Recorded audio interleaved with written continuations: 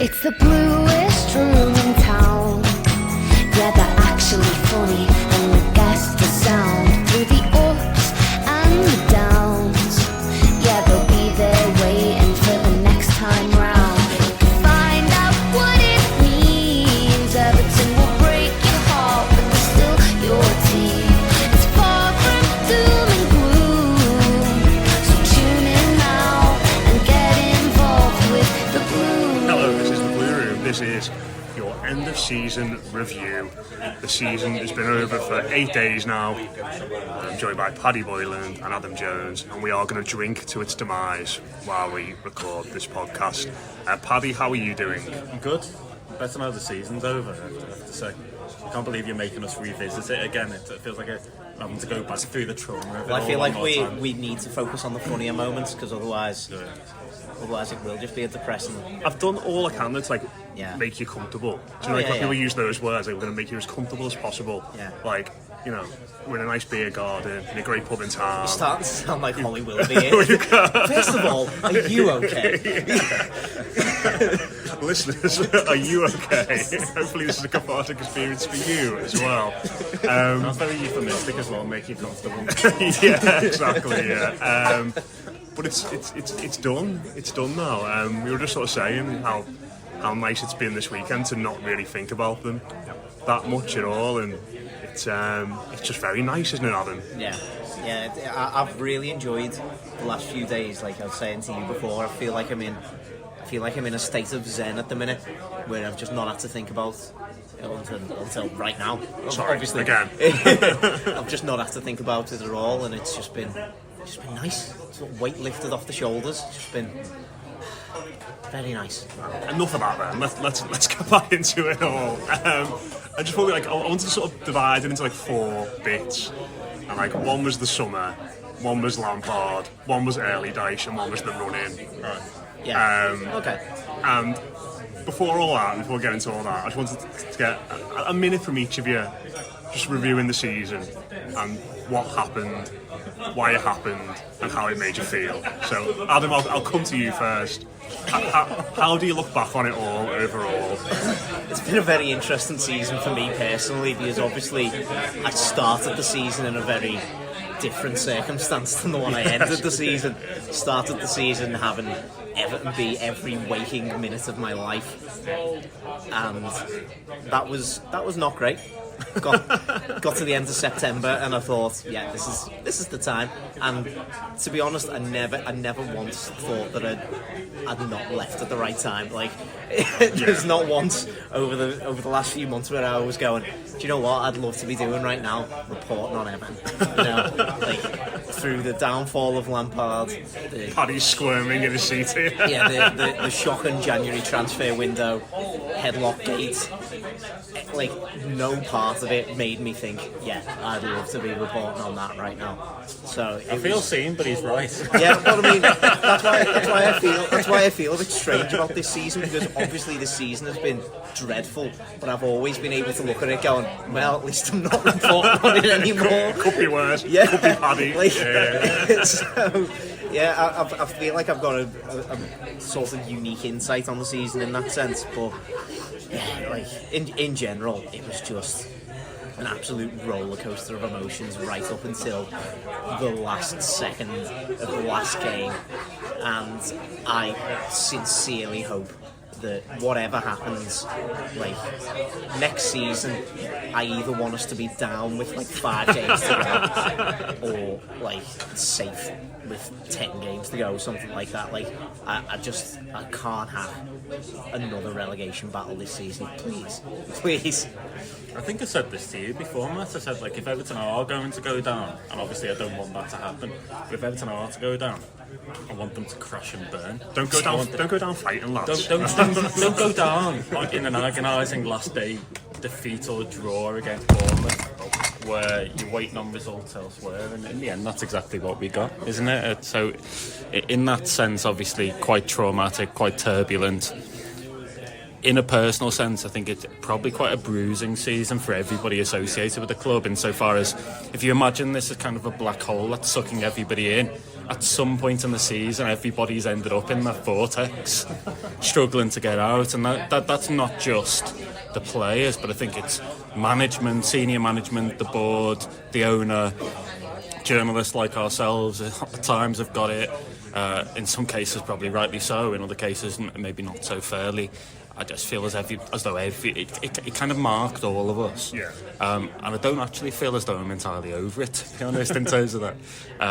So I woke up the day after the Bournemouth game and I was just tired. There wasn't elation, I was relieved. And I watched I must have watched the Doucouré goal about 100 different times. Absolutely love the Everton YouTube video that shows you it from all the different angles, because you always spot something different, whether it's kind of Tarkovsky running off to Pickford, or the Gladys Street going absolutely mad, or Amadou Onana stumbling over and falling into the camera at one point. Or it's all great content, right? Yeah.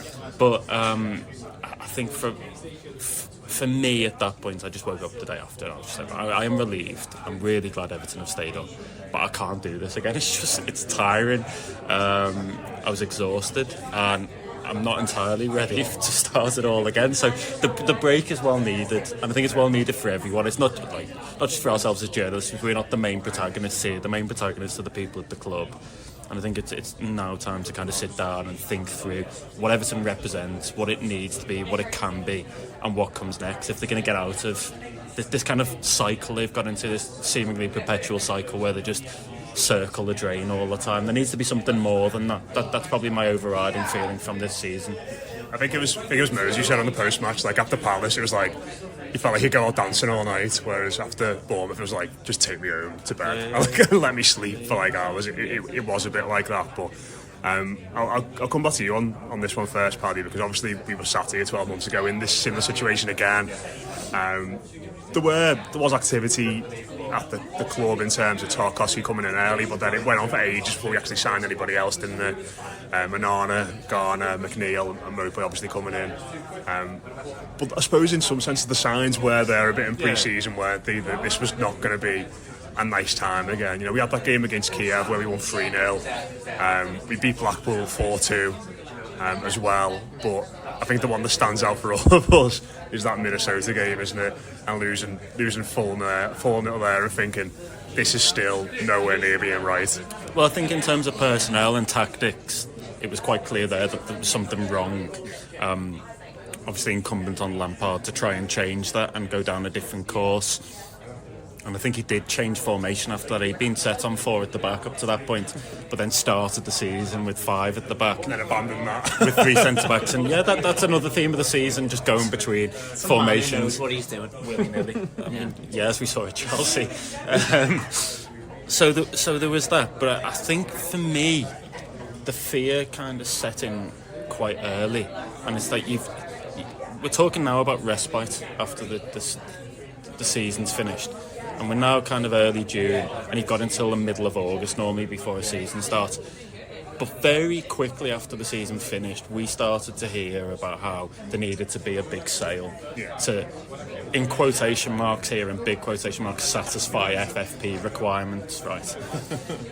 And you're thinking it's gonna have to be Richarlison, because Calvert-Lewin's always injured, and probably nobody else would command the money that it takes to get out of this. And from that point on, I think there was always a looming sense of dread as to what the season would hold, because I don't think Richarlison could be replaced. You look at what he meant as a player on the pitch. He was a goal scorer, but he was also a talisman in terms of when he scored the goals. So crucial during that run-in and keeping Everton up last season. But also, reflect on this season. If Everton had gone into the final day against Bournemouth without Calvert-Lewin, Richarlison ordinarily would have been the man to step into the breach there. So you're almost losing 2 players, bizarrely. A Brazil international, Brazil's number 9, won loads of stuff, absolutely loves the club, the fans love him. And because of where Everton have finished that season, they're never going to be able to replace him with anybody anywhere near as good. So I think that for me, like when we wrote our review of the season, a long piece on the season, which was about 4,000 words, we asked loads of people, what you put this season down to?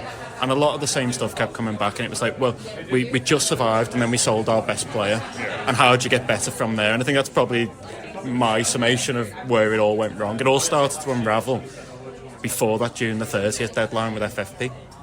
Adam, I remember it was one of my very first shifts for the Echo, and we covered it overnight, this game.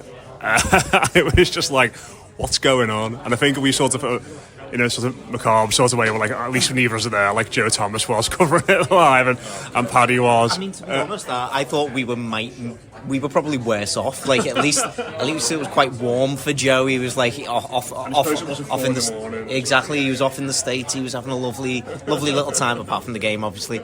And then we were just like, I was just sat on my couch, like with a live stream, which notoriously Everton can't really run these pre-season live streams at the best of times. So it was pretty dodgy, to say the least. How much of it did you actually see?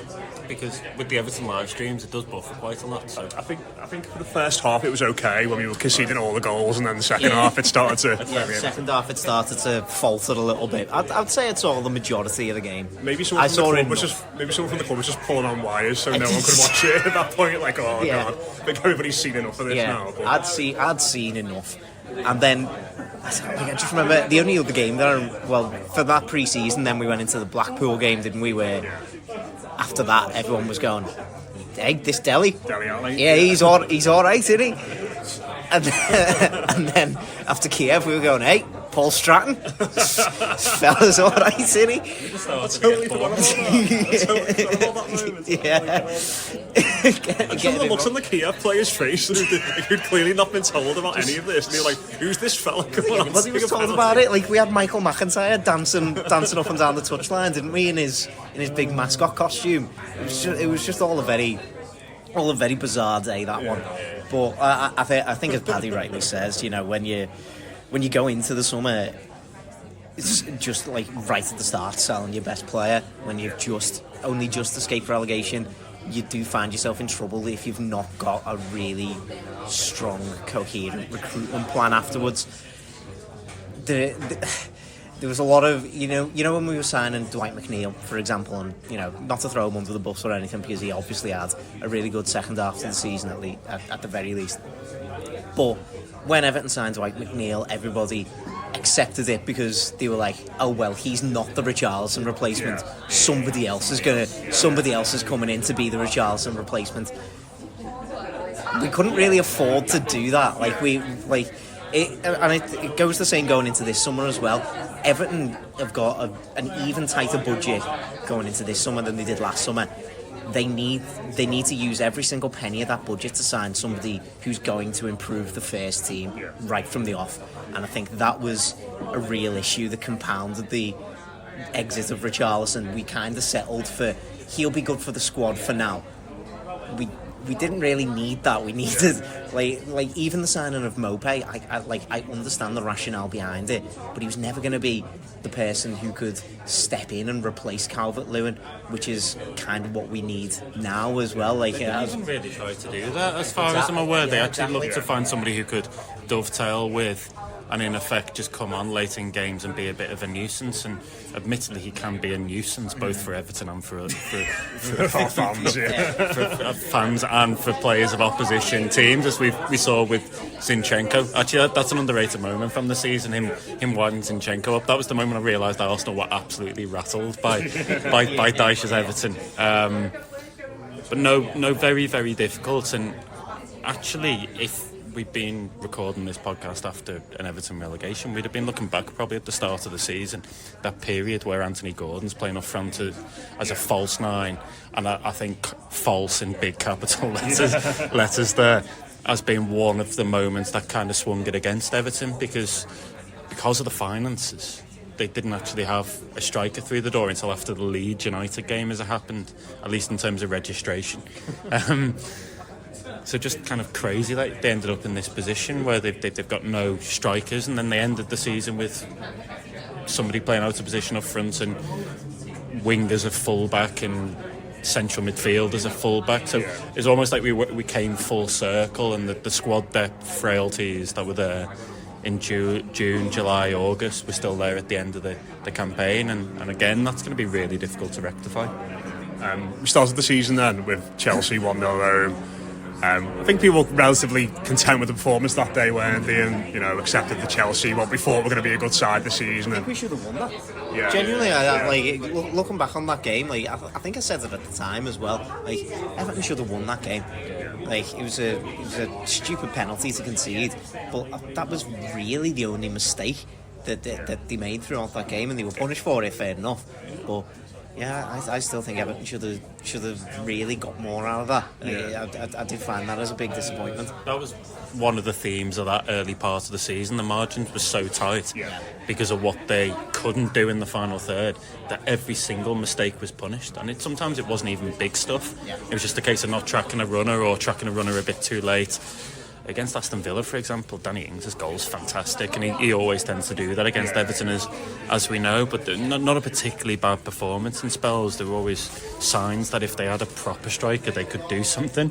The problem is that the proper striker came 3/4 of the way into the season, probably about 2/3 actually, but then he was playing with a dislocated shoulder somehow for part of it, which was another issue. But just again, it's all the things mount up and lead to kind of where they got to, and the lack of a strike in that early part absolutely killed them, I think.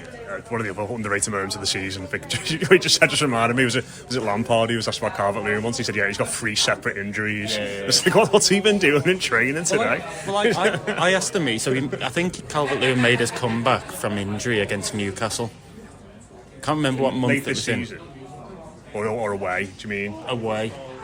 So that would have been October the 19th. Right, so I think he made his... No, he came on as a sub against United at home, didn't he? He started his first game against Newcastle. And I asked him after the game how carefully you're having to manage Calvert-Lewin. And he says, well, we're not allowing him to do shooting drills in training. What, in case he pulls his hamstrings? Like, how have we got to this point? It's all very Ledley King, that, isn't it?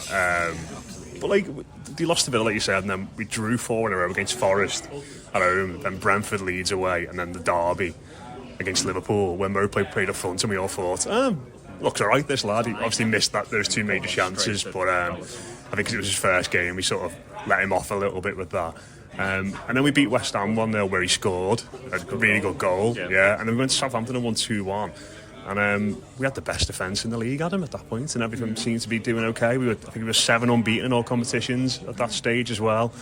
And there's that picture of Lampard walking away from the away end, and everyone thought, there we go. This is where it's all going to turn around well. We had the best Jordan Pickford in the league at that point. We were making 50 blocks a game, which is always sustainable.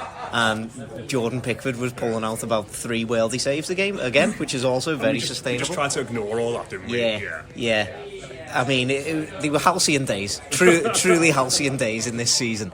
But yeah, even then though, I still think there was some disappointment in that, like the Forest game in particular. Like, if Everton had gone down this season, and thank goodness they didn't, obviously, but if Everton had gone down, then I would have pinpointed the 2 Forest games as the ones that sent Everton down. Everton should have got 6 points out of those games, and to only come away with 2 was hugely disappointing. And in that home game, to need it was a last minute goal from a Jordan Pickford assist, like literally just through at the end, by the way.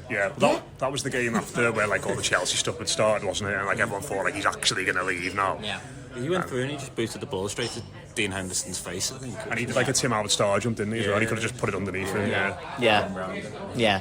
So even then, there was some disappointments in that. The Leeds game as well, probably could and should have got a win out of that, despite Jesse Marsh's huge complaints about time wasting at the end. I actually love that, by the way.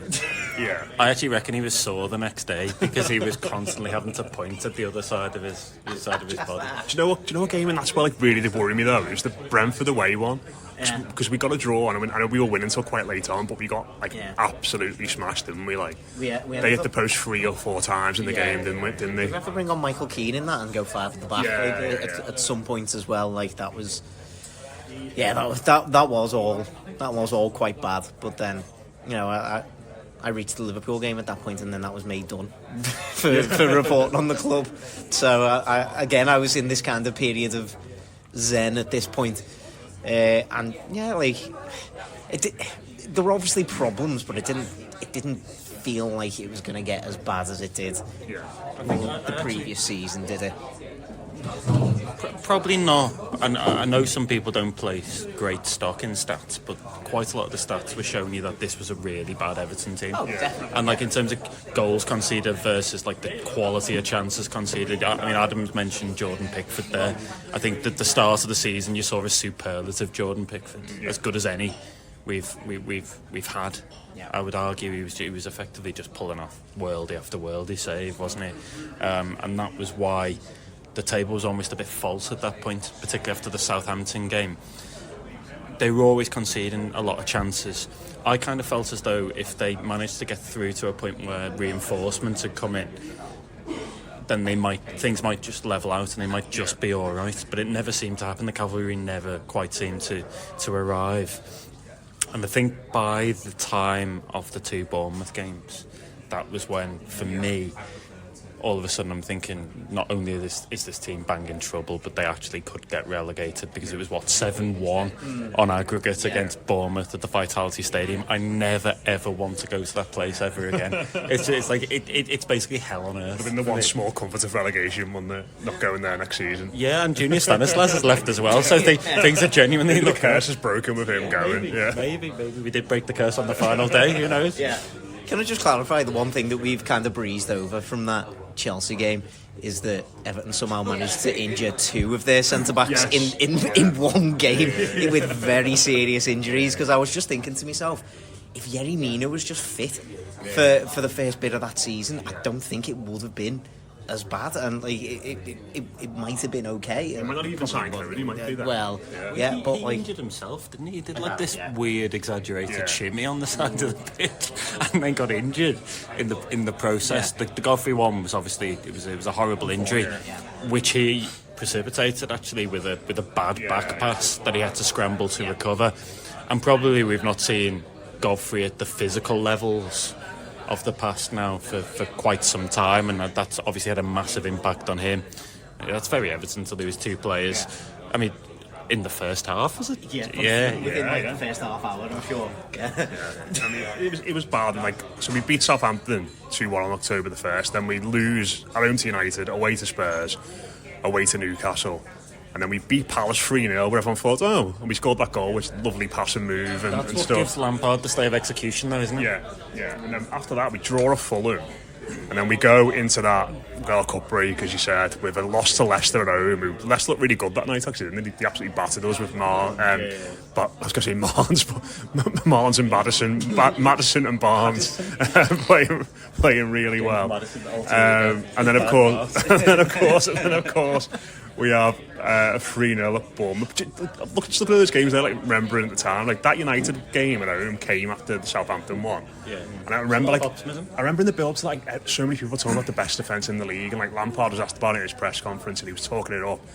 And like that game, I just felt like he was so bought into it, because we scored that early on, didn't we? Yeah. And the goal in like 8 minutes, wasn't it? Yeah. But, like the goal comes from like being on the front foot and like pressing high up and like trying to get him behind them, and then after we do that, it's like they just sort of got caught between like pressing and not pressing, because like the 2 goals come from like us losing the ball in midfield, not going after it, but the fullbacks being dead eye up, and it was like also the worst 100-metre race I've ever seen between Conor Cody and Cristiano Ronaldo. Conor Cody seems to be running backwards, and Ronaldo was only just about moving forwards. But like, I suppose it's in hindsight now, we can all sit here and say Bournemouth's when it should have really ended for Frank, but I mean, at the time, were you both in that mindset? Is because I mean, you're both nodding now, but like I remember sort of saying like, they either should give him the boot now or give him to the end of the season. But obviously, it got to a point where that could never have been the case. But is this just something everyone's saying in hindsight? No. Not only was I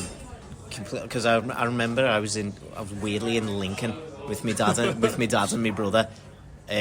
When essentially, yeah. So we lost 4-1 in the cup, didn't we? And then 3-0 in the league, and that was in 4 days. So the 3-0 game, I was in Lincoln. I was watching Lincoln against Plymouth for reasons I can't explain. But we were all there watching that, and then after the game we went for a few pints around Lincoln, and I not only said to me dad and my brother then that Lampard should get sacked, I also said they should bring in Dyche, because I just didn't see how Dyche could do worse than Lampard. Like give him the same squad of players. There's no way that he does worse. And I really do think that, you know, obviously it's a cliche that a lot of fans have said from that point onwards, but we probably don't get beat by Wolves. We probably don't get beat by Southampton. Like, you know, we might still get beat by Brighton, but I don't think it's as heavy or as embarrassing as it is. Like, it's just a real shame to see other teams make the decisions before that World Cup break and see it pay off so well. Wolves is the perfect example. Villa, you know, obviously it didn't really work out for Southampton, but you know they've had the worst squad in the league for a long time. But yeah, to see a team like Wolves, that was the perfect juxtaposition, wasn't it? When they came to us on Boxing Day, they'd made the decision before the World Cup break. We kind of knew the decision was coming, but we could never pinpoint when. And Wolves obviously beat us on Boxing Day. Like, and even then, like, it was right. Should he get sacked now? And then that's just started every game. Like, even drawing against Man City straight after that, like, that was, as you said before, a bit of a stay of execution, but it shouldn't have been. Like, you can't just say, oh, he's got a draw against Man City. That really eradicates losing to the bottom of the league at home. It was just never going to work out like that, and I just can't believe that Lampard was able to cling on for as long as he did, to be honest. And yeah, like we can all say after that Bournemouth game that was the time, but there were so many opportunities from that Bournemouth game to the point that he actually did get sacked, where it would have been just so much better to sack him anyway. It was obviously a unique season insofar as you got a World Cup right in the middle of it, and bizarrely perversely that might have actually saved Everton. Yeah. Because if Lampard had even more fixtures between November and January, it might have got past the point of return. Yeah. So there's that. So do we get to look at that break as a chance to sort of him to reset as opposed to for the club to reset a little bit? Probably, and also I think there was a feeling internally that A, there wasn't much money, so they couldn't really afford a payoff, and B, there's been such a cycle of churn over the last few years that ideally they want to at least try and stick to something. It was popular internally. He seemed to buy into the ethos of the club, all that kind of stuff. He was playing a brand of football that they felt they could try and get on board with. So all that bought him more time. Even being popular with the media, for example, I think that helps. Yeah. The Bournemouth game scared me. I found it frightening purely because I looked at the two respective squads on the day of the game. And what I saw from the Wolves squad was it was Adama Traore and Raul Jimenez and Mateus Nunes. I think Ait-Nouri came off the bench and scored. I think they'd already agreed to sign Cunha as well. They'd already agreed to sign Cunha, and Everton had nothing in the first 11, never mind the bench, in terms of changing matches. So to see that kind of in stark relief from a side that I think headed into the game bottom of the table, I think that was a real kind of worrying sign in the season, and a kind of an indication of how far off Everton have dropped in terms of depth and quality. And I mean, I know a lot of people talk about sides that are too good to go down and clubs that are too good to go down. I think we're talking purely about Everton's stature there. Yeah. Actually, the squad that we saw, it's far worse than Leicester's.